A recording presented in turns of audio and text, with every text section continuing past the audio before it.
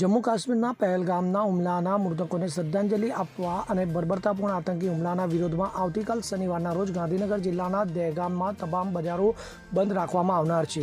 Dehgam GIDC ખાતે મળેલ બેઠકમાં દહેગામ વેપારી મહામંડળ તેમજ અન્ય સંસ્થાઓ અને સંગઠનો આવતીકાલ દહેગામ શહેરના બજારો સંપૂર્ણ બંધ રાખવાનો નિર્ણય લીધો છે. આ બંધ દરમિયાન શહેરની તમામ હોસ્પિટલો, દવાખાના, મેડિકલ સ્ટોર તેમજ વિદ્યાર્થીની પરીક્ષાઓ હોવાથી શાળા કોલેજો ખુલ્લા રહેશે. તો આવતીકાલ શનિવારના દિવસે સવારે 9 કલાકે દહેગામ વારાઈ માતાના મંદિર ખાતેથી એસટી ચોક સુધી સમગ્ર નગરની વેપારી આલમ તેમજ નગરજનો દ્વારા મૃતકોને શ્રદ્ધાંજલિ આપવા માટે મૌન રેલીનું પણ આયોજન કરવામાં આવ્યું છે. ત્યારબાદ મામલતદારને આવેદનપત્ર આપવામાં આવનાર છે. ત્યારે આ બંધ પાડવાના નિર્ણયના સમર્થનમાં જોડાયેલ સંસ્થાઓ અને સંગઠનોમાં દહેગામ વેપારી મહામંડળ, Dahegam APMC market yard, Dahegam GIDC members association, Dahegam timber merchant association, Dahegam શાક માર્કેટ એસોસિએશન, દહેગામ સોની બજાર એસોસિએશન, દહેગામ કાપડ માર્કેટ એસોસિએશન, દહેગામ કરિયાણા માર્કેટ એસોસિએશન, વિશ્વ હિન્દુ પરિષદ તથા બજરંગ દળ, આંતરરાષ્ટ્રીય વિશ્વ હિન્દુ પરિષદ તેમજ આંતરરાષ્ટ્રીય Bajrang Dal, rotary club of Dehgam, JCI Dehgam તેમજ વિવિધ એસોસિએશન અને સામાજિક સંસ્થાઓનો સમાવેશ થાય છે.